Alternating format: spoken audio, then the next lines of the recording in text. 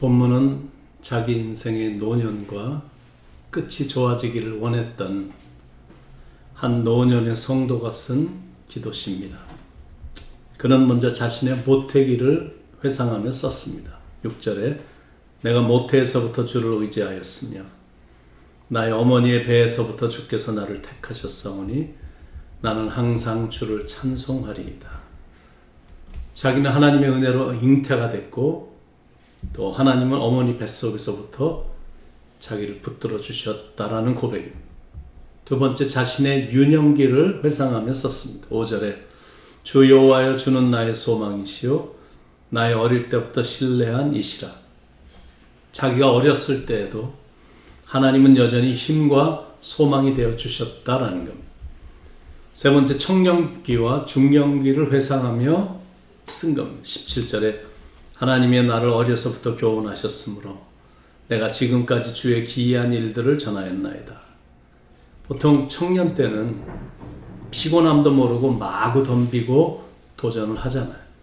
중년기도 보통은 투쟁심과 또 명예욕이 남달리 많아서 자칫하면 남들과 원수가 되기가 쉽거든요.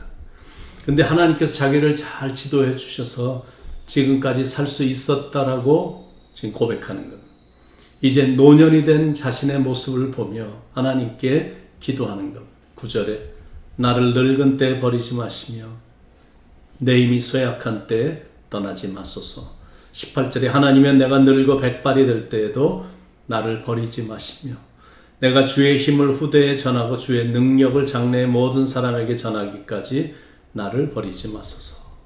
지금까지도 지켜주셨는데 노년을 지나고 있는 지금도 자기를 버리지 말 것을 기도하는 것. 사람은 이렇게 나이를 먹어감에 따라 한 번도 가본 적이 없는 길을 걸어가기에 생각도 많아지고 무엇보다 두려움도 굉장히 커집니다. 노년이 되면 두려워지는 이유가 직장도 그렇고 또 몸도 옛날 같지 않고 재정적으로는 든든치 못한데 막 몸이 여기저기 아파서 약도 자꾸 많이 먹어야 되고 자녀들은 떠났고 또 어딜 가든지 별로 인정을 받지 못하는 것 같은 느낌이 들면서 예측하지 못할 내일에 대한 두려움이 이렇게 찾아오거든요. 실은 중년의 시기도 위기감이 있습니다. mid-age crisis, 또 midlife crisis 이렇게 영어로도 말할 정도로 특히 은퇴가 제대로 준비가 안 된 사람들은 중년의 기간을 지나는 것이 굉장히 고통스럽습니다. 그러다가 금방 노년기가 찾아오는데 노년이 준비가 잘 안 돼 있으면 더 외롭고 비참함이 느껴집니다. 그래서 시편 72편 1편을 쓴 저자는 이 나이에 하나님께 버림을 받아서 사람들로부터 수치를 당하는 사람이 되지 않게 해달라고 기도하고 있는 것. 1절에 여호와여 내가 주께 피하오니 내가 영원히 수치를 당하게 하지 마소서. 하나님, 제가 초라한 노인이 되지 않게 하옵소서. 이렇게 기도하는 겁니다. 그러면서 무시로 하나님께 가서 피했고 그리고 무시로 하나님을 찬양했습니다. 3절에 주는 내가 항상 피하여 숨을 바위가 되소서. 주께서 나를 구원하라 명하셨으니 이는 주께서 나의 반석이시요 나의 요새 시민이이다. 6절에 내가 모태에서부터 주를 의지하였으며 나의 어머니의 배에서부터 주께서 나를 택하셨사오니 나는 항상 주를 찬송하리이다. 8절에 주를 찬송함과 주께 영광 돌림이 종일토록 내 입에 가득하리이다. 영적 교훈 첫 번째, 우리를 보호하시는 하나님을 의지하고 찬양하며 살자. 그렇게만 산다면 아무리 상황이 바뀌고 나이가 많아져도 위축되거나 두려워지지 않습니다. 사람들이 나이가 많아지면 다 그런 건 아니지만 일반적으로 비판적이 되고 완고해지고 몸도 편치 않아서 자꾸 짜증이 나고 또 어떤 경우는 인간적인 욕심에 사로잡혀서 노년을 보내는 경우들이 있거든요. 그런데 방향을 영적으로 틀어서 항상 하나님을 생각하며 찬양하며 지내면 비판 대신 격려하는 사람으로 또 완고해지지 않고 오히려 차분하고 여유롭고 또 넉넉하고 자유로운 모습이 보여지는 사람으로 짜증 대신 감사가 넘치는 사람, 노욕도 없어서 다른 사람들이 보기에도 참 따뜻한 인상을 주는 사람으로 그 삶도 든든하게 보이고 하나님께서 그 삶을 책임져 주는 아름다운 믿음의 모습이 보입니다. 인생의 방향을 잘 설정해서 그렇게 아름답게 늙어져 가야 됩니다. 인생이란 영적으로 좋으면 지나가는 과정마다 실은 다 좋은 법입니다. 어려서는 그 어린아이들의 순수함이 있어서 좋고, 젊어서는 젊음의 아름다움이 있어서 좋고, 중년의 기간엔 중년의 중후함이 있어서 좋습니다.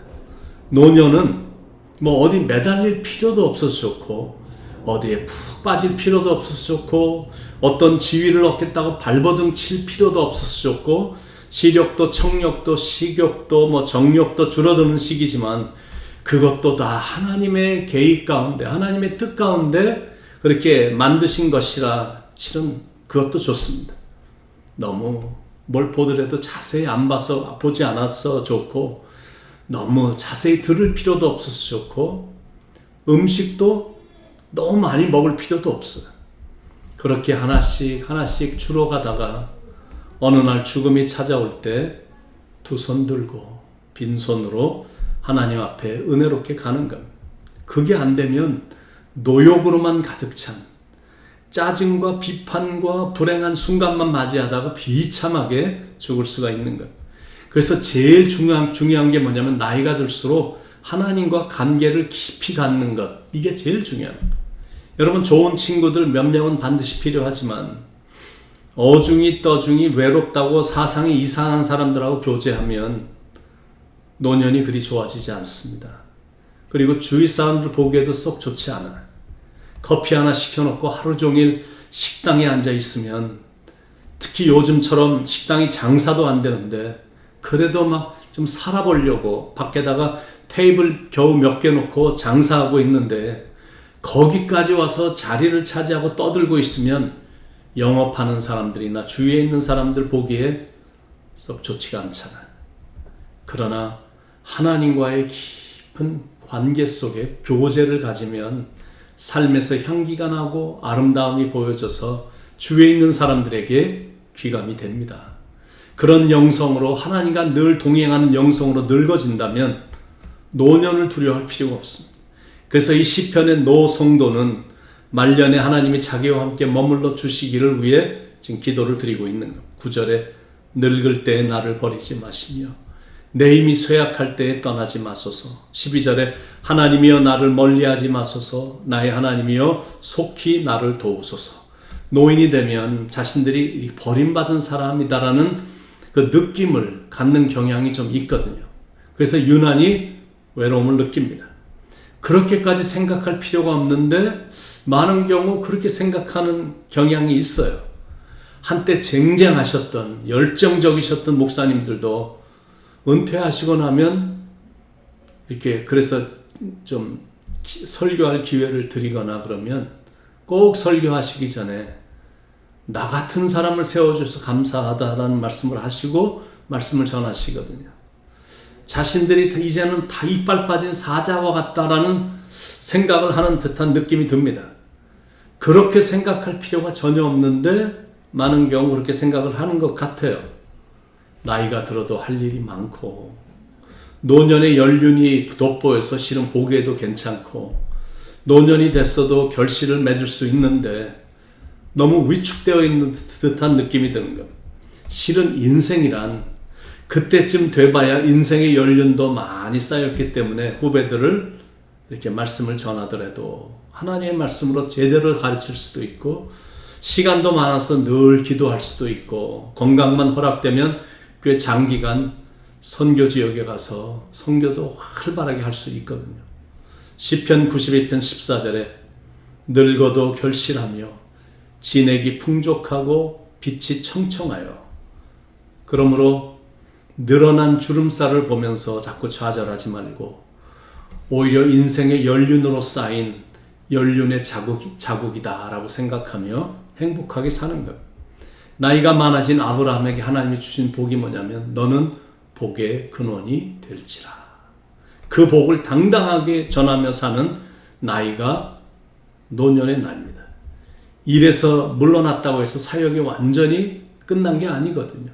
은퇴 목사, 은퇴 장로, 은퇴 권사 이런 어떤 제도가 있어서 은퇴를 한 것뿐이지 실은 그때부터 순수한 사역이 시작되는 겁니다.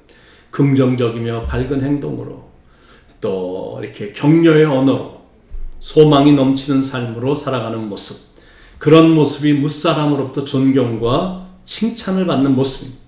그러니까 그렇게 살아가는 인생은 끝도 좋은 겁니다. 하나님은 우리의 피난처가 되시며 바위가 되시고 반석이 되시며 요새가 되십니다. 그리고 우리가 섬기는 하나님은 우리의 소망이 되시며 우리가 의지할 분이십니다. 5절에 주 여호와는 나의 소망이시요 나의 어릴 때부터 신뢰한 이시라. 나의 기쁨 나의 소망 되시며 내 생명이 되시는 분. 우리의 소망, 우리의 생명, 우리의 기쁨 되시는 하나님, 우리의 전부가 되신 하나님. 그래서 어떤 나이가 돼도 절망하면 안 되거든요. 아무리 바이러스 사태가 지속이 돼도 절망하면 안 됩니다. 왜냐하면 그분은 우리가 100% 신뢰할 수 있는 분이기 때문입니다. 하나님은 절대 우리를 버리지 않으십니다. 어렸을 때나 젊었을 때나 노년이 됐을 때도 그분은 절대 우리를 버리지 않으시고 영원히 함께 하십니다. 내가 과연 너희를 버리지 아니하고 내가 과연 너희를 떠나지 아니하리라. 그러므로 우리가 할 일은 항상 주를 찬송하리이다. 6절의 말씀처럼 항상 찬양하는 것. 종일토록 해 뜨는 데부터 해 지는 데까지 날마다 하나님 찬양하며 사는 거예요. 나 사는 동안 끊임없이 구주를 찬송하리로다. 14절에 나는 항상 소망을 품고 주를 더욱더욱 찬송하리이다. 오늘의 우리가 있는 건 하나님이 우리를 돌보아 주셨기 때문입니다. 그렇다면 하나님의 사랑과 은혜를 찬양해야죠. 열심히 기도하면서 깊은 영성으로 살아야죠. 하나님이 버리지 않고 떠나지 않으실 것이니까 우리는 그저 하나님을 전적으로 믿고 의지하면서 하나님을 소망하며 미래를 희망하며 힘있게 찬양하며 살아가는 겁니다. 그렇게 청년과 같은 힘찬 믿음을 가지고 미래를 향해 힘차게 달려가시길 예수님의 이름으로 간절히 축원을 드립니다. 기도하겠습니다.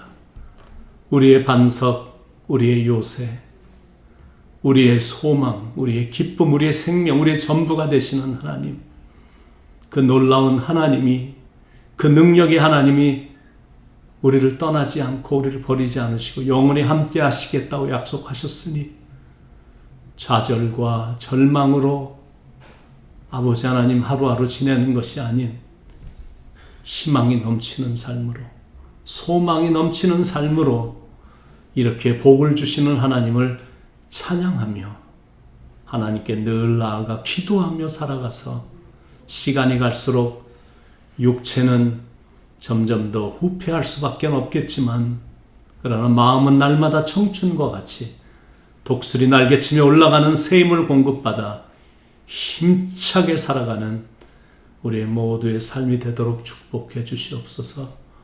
사랑이 많으신 예수님의 이름으로 간절히 기도드립니다. 아멘.